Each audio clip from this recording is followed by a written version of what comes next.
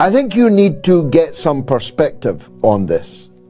Hezbollah is approximately 100 times more powerful than the resistance movements in the Gaza Strip. 100 times more. They have 100 times more missiles, and their missiles are not homemade. Their missiles are targeted, and they're targeted on the centers of power and the centers of population of the state of Israel itself. The Israeli people will not just have to hurry for the bomb shelters. If Hezbollah enters the war, they will not be able to leave those air raid shelters because the missiles will rain down incessantly. Israel will, of course, fight back, and the United States aircraft carriers, who present something of a sitting target, I must tell them, for the Lebanese batteries on shore.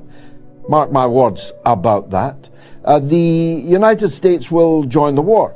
Britain, in a kind of carry on up the Khyber caper, has decided to send 2 of its sadly depleted Royal Navy to the shores of the Levant. To do what? I'm not sure. But we can assume that whilst they themselves will become targets, that they will not remain silent. Their guns will not remain silent.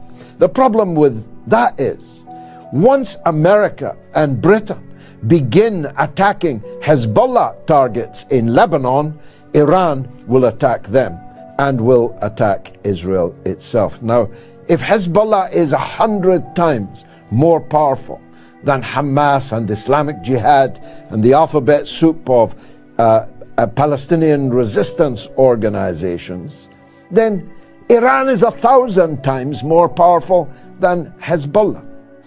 And thus, a general state of Middle East war will then exist. You'll have Iran, Ansar Allah in Yemen, the liberation forces in Iraq, the state of Syria and its armed forces will recover the stolen Syrian territory of the Golan Heights. Hezbollah will be all guns blazing. Israel will be fighting in Gaza and in the north of the country against Hezbollah, drawing its allies, presumably America and Britain, to the fore, into deeper and deeper into that conflict. And here is the overarching problem.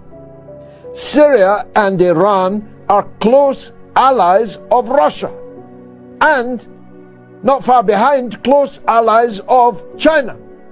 So if Israel, America begins attacking Iran, Russia and China stand behind Iran. I hope you're beginning to get a clearer picture. That's why the ground invasion has not begun, because Israel and its allies are calibrating just how difficult a job it will be to fight amongst the rubble in the alleyways, every inch of which are known by the defenders, but not known at all by the attackers.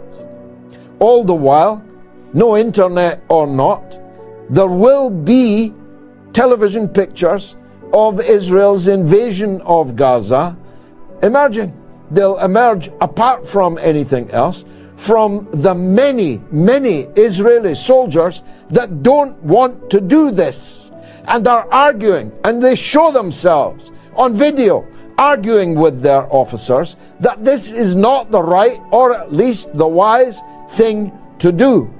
So the fighting amongst the rubble, in the alleyways, underground, hand to hand, will be very, very costly indeed. Just bilaterally, between the Palestinians and the Israelis, once the others join in, as they are openly pledging to do, then we are on a helter-skelter to hell. A helter-skelter to hell that will not exclude you and me. It will not exclude us. This conflict, if it spirals in the way I have described, will, first of all, stop all oil production in the Persian Gulf. It will stop the transportation of all oil on the water and in storage of the oil in the Persian Gulf. People are bleating about the price of oil now rising over $100 a barrel. You will not be able to buy it for $10,000 a barrel. There'll be no oil. That means your industry will stop. That means you will become unemployed. That means your already chronic and debilitating economic situation will plummet further into the abyss. I think you need to get some perspective